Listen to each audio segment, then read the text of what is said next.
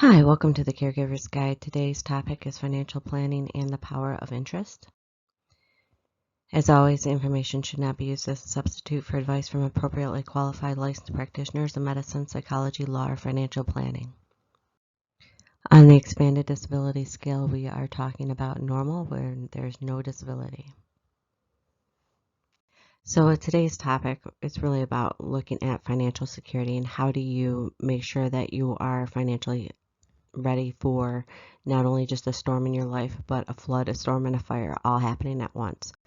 So you want to make the most of your money and make it work for you instead of working for your money. So I was driving to work one morning and this question came up on a radio morning show. And it was, would you rather be rich and sick or poor and healthy? And unfortunately, I was listening to this and I was thinking most of the bankruptcies happen because of medical expenses. So the most likely case is that you become sick and broke all at the same time. And you're very lucky to be healthy. Even if you're poor, you have the ability to kind of make money if you're healthy. So that's one of the reasons why I wanted to kind of bring this topic up early on, is because you want to always think about that going forward. You might think or hope for the best and not want to plan for the worst, but sometimes you don't have that choice. So for the resources, just websites, loan calculators, financial planners, books, and trade groups, I've got those listed on a separate website. I'll leave that in the comment section so you can check that out. So for a broad overview of financial planning, it's more than just saving money. It's really analyzing if you are spending more money on interest or if you are making more money on interest, and really trying to determine, is your balance sheet going up every single month or is it getting less and less every single month? So when you really look at it, when you have high interest payments such as mortgage, car payments, credit cards, healthcare, that is really cutting into what you are taking in after taxes. So if you can do more with stocks, bonds, property, your salary income, and reduce your loans to a smaller percentage than what you're making in on your investments, your balance sheet should be going up pretty regularly month over month. So when you look at the slide, you can see that, let's say that your combined different types of loans are 7% plus. That interest, you're just paying that out of what you make. But if you can get your mortgage interest and your loans down to about a 5%, and if you can on average make about 7%, you'll be making, let's say, 2% interest year over year.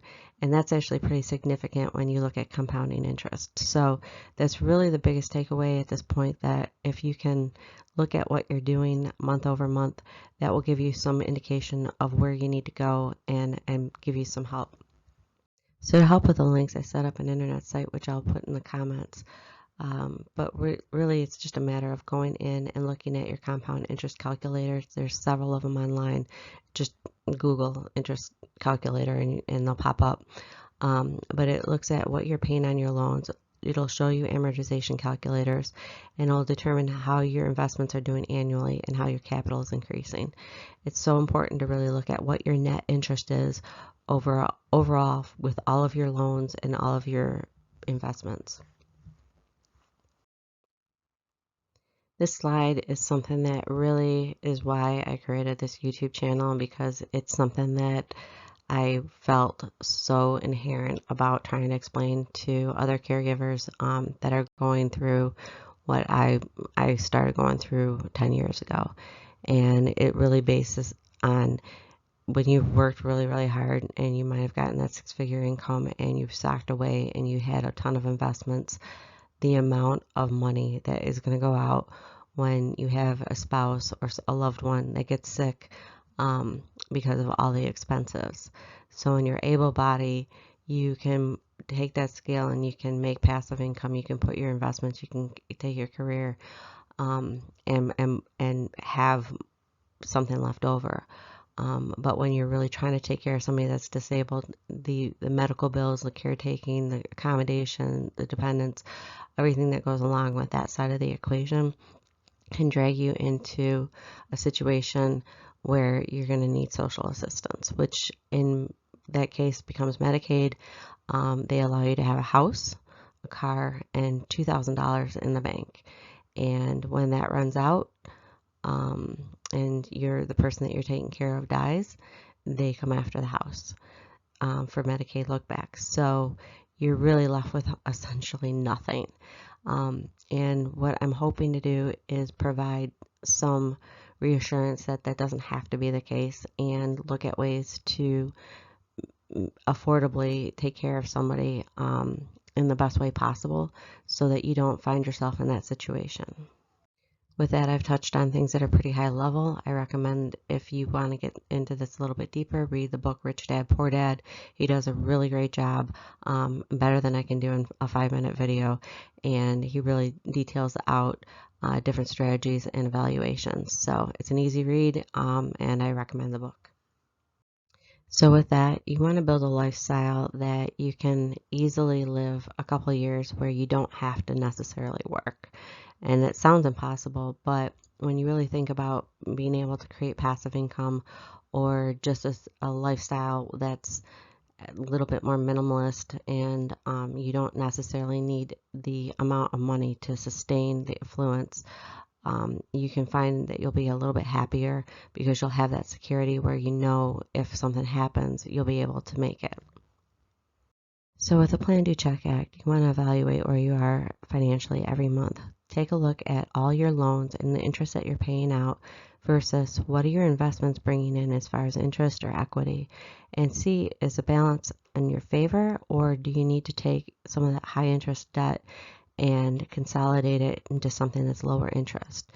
Then take that and you'll get your projection on where you're going to be over the next few months to a year, and figure out, can you live on your investment, your interest only, or your passive returns, and try to set it up so that you can literally live for a couple of years if you need to without any interest coming in or any sort of income coming in. And then if you need to, if you can't, try to look at what you can do to change your lifestyle or make accommodations so you're not dependent on non-passive income. And it sounds hard initially, but when you really think about it, and it might take a few weeks, but you can probably figure out, hey, I don't need this, or I can put off buying a new car every year, or am I buying too many clothes, things like that, so that you can have more security. So in conclusion, we definitely live in a market-driven society. And when you think about it, 90% of decisions are based on emotions. Really, really concentrate on that. When you're looking at buying things, are you based it on emotional needs, or are you based it on rational? Emotions are what makes us human. It makes us real. The world of emotion stands for energy emotion. And you have to be truthful about your emotions and use your mind and your emotions in your favor and not against you. Again, that's from Rich Dad Poor Dad, and it's so relevant to the world of caregiving.